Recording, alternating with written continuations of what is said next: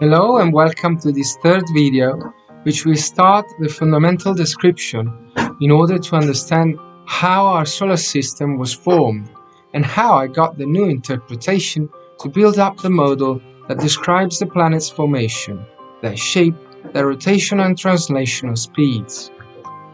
Just briefly recalling the last part of the second video, you will recall that I left saying that I had found a circular dichroism is present in the processes of star formation. So I went to investigate the models which establish how a star and its planets are formed. I came across quite interesting models which all convey the idea that very simply the formation of stars is based due to many gravitational properties of dense molecular gases and dust clouds of matter present into space, that among reaching a critical mass, named the Jeans mass, produce the formation of a protostar system. But I discovered that the model referring to our solar system is called the Solar Nebula Disk model, and it's originated from a philosopher, Immanuel Kant. Then it was reformulated in a more mathematical way by Pierre Laplace around 1800.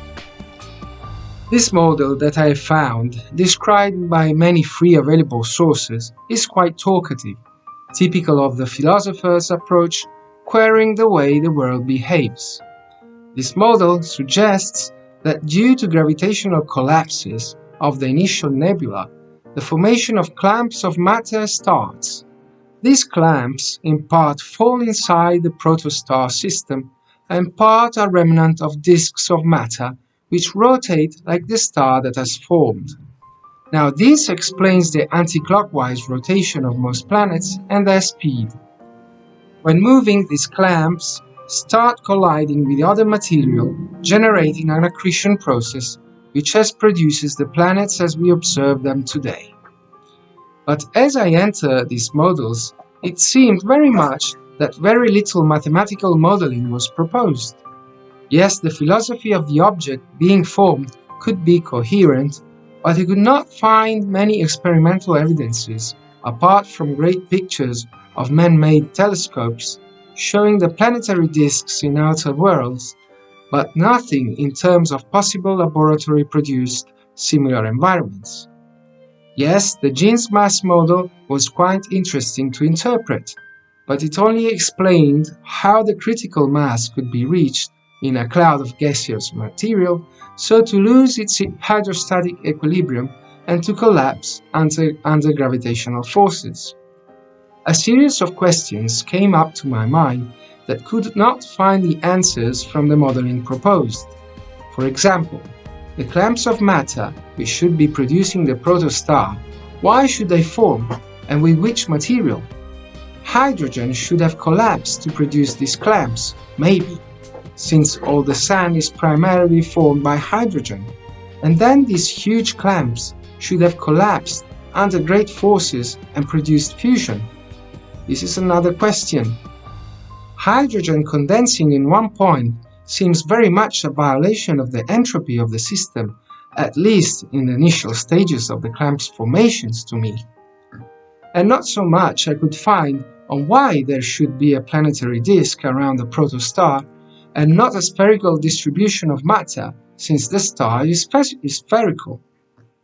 Then, why should this homogeneous disk should separate in many disks, forming different clamps of different material and chemical systems?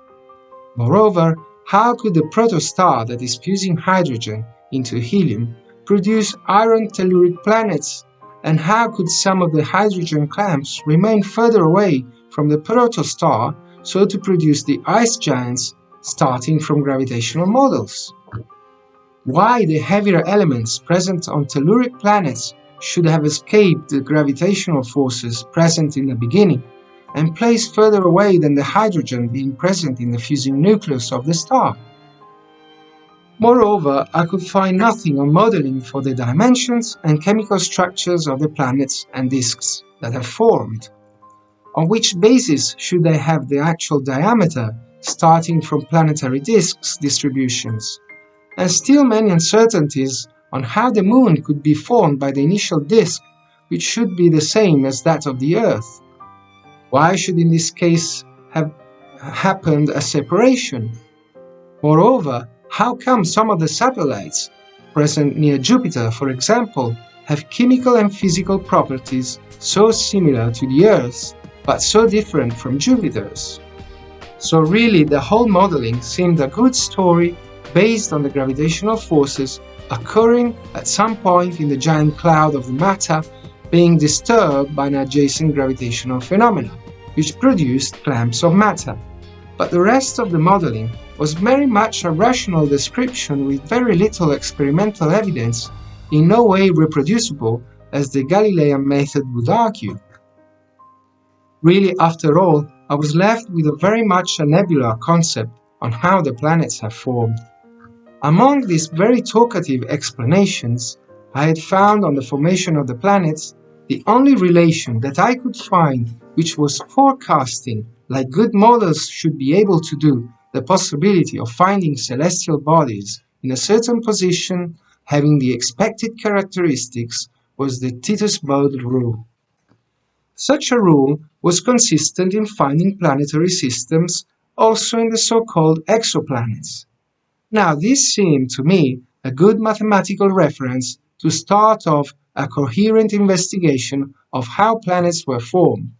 But once again, a strong controversy was present among astronomers whether it was a law or a rule. I apologize if I make the digression, but a law is something that refers to a basic physical phenomenon via mathematical description. A rule, instead, is still mathematical description that happens to be right, but there is no physical meaning behind it. So I performed a first qualitative interpretation of the rule, and I observed that it did describe well the rocky planets, but not so well the distant planets, and there were good discrepancies for the data analysts with Uranus, Neptune, and Pluto. By the time of my investigation, Pluto was not considered a planet anymore, but from a physical point of view, it still offered a quite stable resonant orbit for a system being trapped in the Sun's potential. Indeed, such rules seem to be representing, like in the quantum mechanical model, the possible orbits which could be populated by surrounding attracted systems. The qualitative representation of the two groups of planets moved me to make a different interpretation of the planets as shown in the following graphs. I started to perform a best fit of the semi-major axis, and according to me, the best qualitative interpretation of the semi-major axis of the planets was not given by the Titus-Bode rule, but by a double linear fit as shown in the graphs, with different slopes. Moreover, the two groups still look different as they would show a very dissimilar distribution of mass into space, not only in terms of their trend, but also in the order of magnitude. At this point, I was certain to separate the two groups, and I decided to model the gas giants so that each planet could be represented by a Gaussian distribution in which the full width half maximum would be the diameter of the planet and the amplitude would represent the mass of the planet, and I obtained the following graphs. When I got this view of the positions and intensities of the external planets of the solar system, I immediately associated the trend observed to a diffraction interference process, which is so common to many fields of scientific physical interests. This is also the case for molecular spectroscopy, the scientific field to which I belong. Certainly, where radiation is amplified and dispersed by a transmission grating and the conditions are such that the third interference maximum overlaps over the first diffraction minimum, a similar trend to the one observed for the gas giants can be observed, as shown by the image present above the graph I performed. Now the red dashed line representing the mathematical description of the diffraction modulated phenomenon having a 3 interference maxima shown by the black curve. According to the resolution of the grating, which is related to the number of slits or grooves, which characterize the capability of separating each interference maximum, then the various density peaks will have a separation in space and a specific intensity which is related to a particular mathematical function known as the sinc-squared function, of the kind represented by the graphical red dashed line. So I have placed the remaining planets in the observed average positions around the Sun, and I could observe a general good agreement within the possible oscillations around the average positions. Nevertheless, in a typical diffraction interference mechanism, there is an asymmetry between the left and right hand side of the diffraction pattern, and more specifically, there is the need to find that transmission grating at least, not to mention the kind of radiation which was responsible for the phenomenon. In Fraunhofer conditions, specific conditions where the radiation has a small diffraction angle, the systems show a maximum in space according to the relation which is described in the graph. I'm sure you're all acquainted to diffraction interference experiment, but just to explain the figure, the mathematical description of the interference process is the psi-square function. This is described by the graph in which the various maxima are separated according to the resolution of the transmission grating and depends on the n number of grooves present. Then, on the plane, we may observe various intensity peaks associated to the plus m on the right-hand side and minus m on the left-hand side, being m an integer, 0, minor plus 1, plus minus 2, etc. Now, this difficulty I had to face to show the goodness of the model is quite clear in the book Starwinds and on the digital section present on the website CDA-TMO.com. But here, in this video, I will focus on how I got to the point to find the transmission grating straight away for purpose reasons to give the proper modeling of the formation of the planets. I decided to find a couple of planets having similar characteristics, and I started from the telluric planets, going then in a successive step to describe the external gas and ice giants. So I assigned to each rocky planet an integer number plus m if they had a prograde rotation and minus m if they had a retrograde progression. And starting from Mercury, to which I have assigned the value m plus 1, I produced the following table that I set into the graph and performed the best fit with an exponential increasing function as shown. And I obtained the following relation. This graph describes an excellent interpolation of the semi-major axis of the planets, and the expression found relates to a diffraction angle of 8.5 degrees that in Fraunhofer conditions identifies a transmission grating in the region of 2.9 astronomical units. These values are obtained after the exponential relation is modulated via the Taylor expansion. Just to explain what this is, the rather asymmetric exponential fit can be associated to small linear traits which describe the diffraction interference model in the classical relation described in the red circle. So, via this description, it seems to be possible that planets could be the result of the diffraction interference model having been distorted in space via an exponential increasing function. But even though the reason of this distortion was not clear to me at the time, according to this description, at 2.9 astronomical units, I should have found the diffraction grating, that place where the incoming radiation had found the system generating the diffraction interference phenomenon. So in order to be consistent with the results observed, I went to see what would be there in the region of space, since I was completely unaware of what I would have found. This element would have been crucial to justifying the model, possibly right or completely wrong. Incredibly enough, at 2.9 astronomic units from the Sun, there is the so-called main asteroid belt, a dense cloud of varying dimensions of asteroids, with quite well-established average distances that were spotted by Piazzi in 1801, really thanks to the TBR Titus Bode rule. This system could really have worked as that natural grating capable to give the necessary conditions to scatter an incoming radiation which I've called star winds, and that may have been directed via the density distribution function just like an interference diffraction system would do. Such process would then have also given the chance to explain not only the positions of the planets correctly with the model proposed, but also the chemical characteristics of the planets. Indeed, making the hypothesis that the incoming material was formed by chondrules of metallic iron and nickel, possibly of the form which are radioactive and decompose, such as iron-60, they would also explain why the core of the planets all hold an iron-nickel alloy composition, at different densities as the geological interpretations of the telluric planets show.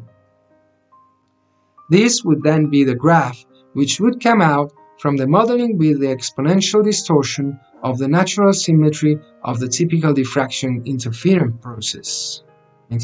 process. The modeling really was interesting, but there were still some incongruencies with what is observed. The incongruencies are reported as question marks on the graph. Indeed, the diffraction model produces planets in couples, and here the m equal -1 and m equals -3 interference features are not present in the solar system, hence some missing features needed justification. But looking carefully at the graph, I went to observe that the m equal -1 has an overlapping semi-major axis with that of Mercury. So I thought in my mind that being the planets rotating around the Sun, they might have collided. But if this hypothesis was right, then I should have found a major collision of Mercury. I went on the literature and I observed a major collision named Caloris Planitia, which is really a huge hole in the ground of Mercury, the biggest of our solar system, 1,500 kilometers of diameter and at least 4 kilometers deep, just the height of Mont Blanc. The effects of such collisions are still observed in the opposite side of the planets for the seismic waves produced by the impact, which have corrugated the soil on the opposite side of the planet, named weir terrain. So I really considered that the first missing evidence was quite well interpreted by this giant collision evidence, while the second missing planet was more difficult to spot, but once again, observing its semi-major axis position, it could be compared and overlapped quite well with that of the Earth, and seen its smaller intensity of the density peak associated to the Moon. Now this means that the Moon is a planet, not a satellite strictly speaking, and that it was formed contemporary to the Earth only on the opposite side. But since the full width of the planets needed to be comparable to the distortion of the exponential function, and being the Moon the coupling pair of the third interference maximum, which I compared to Mars, the two planets' full width at maximum had to give a comparable ratio of distorted density functions for the possible association to be done coherently. So I went to investigate the full width half maximum of the Moon coming from the model proposed, and that of Mars, and the results are shown in the following graph. From the mathematical analysis of the full width half maximum of the density functions of the model proposed, the Moon should have half the diameter of Mars, but this is exactly what is observed in the real planetary dimensions. Indeed, the Moon has a diameter of 3,474 kilometers, while Mars has a diameter of 6,000 779 kilometers.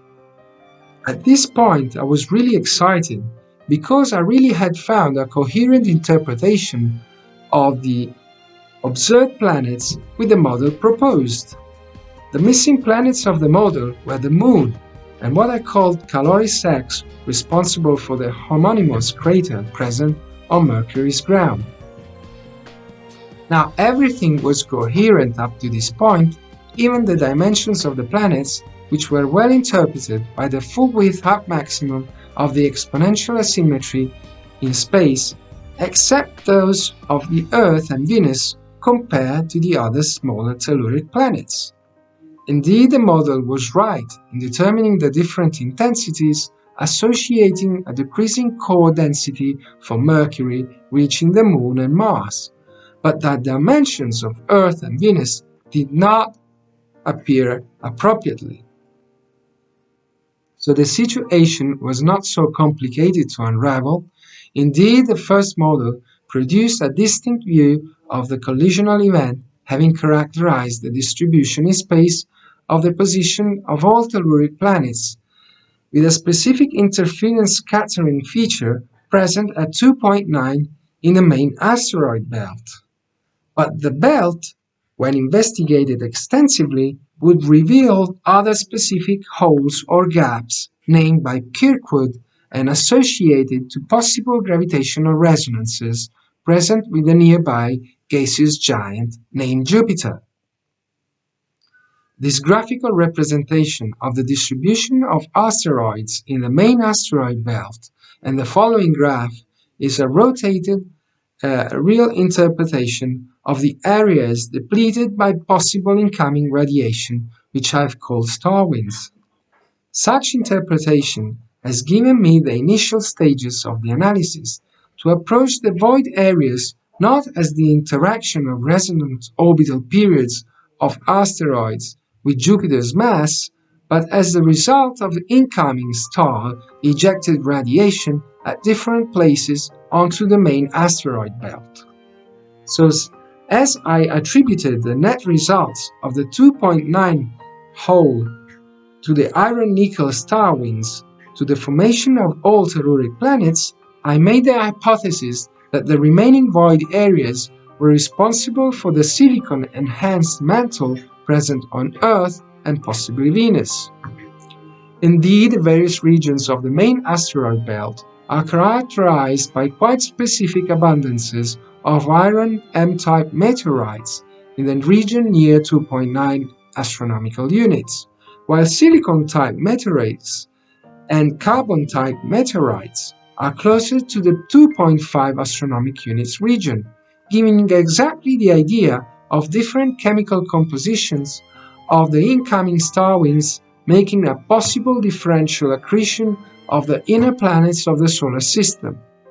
Convinced of this possibility being coherent with the observed planetary systems, I performed some more diffraction asymmetric interference calculations, based on the most intense void gaps present on the main asteroid belt, obtaining new exponential growth expansions that made possible the accretion of Earth and Venus only compared to the smaller telluric planets. And this is the graph observed. The calculations, very similar to those proposed for the 2.9 astronomical units Kirkwood gap, are rather dense of mathematical implications and are present both on the book Star Winds and on the digital formats available for download on the site CDA-TMO.com.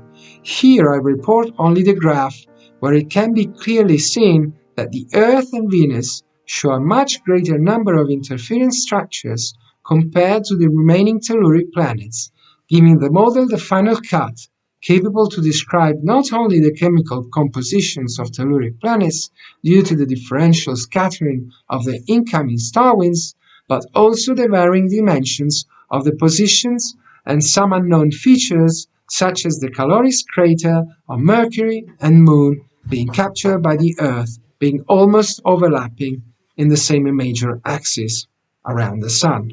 To be sure to give the best explanation possible, to the formation of our solar system.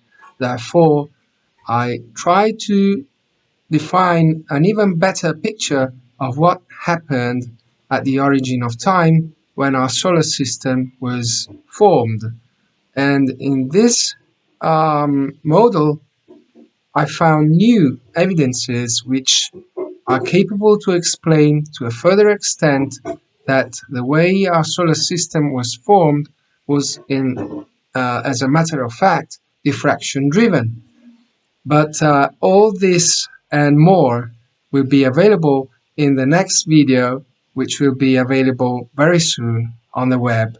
Bye for now from Gianluca Alberti.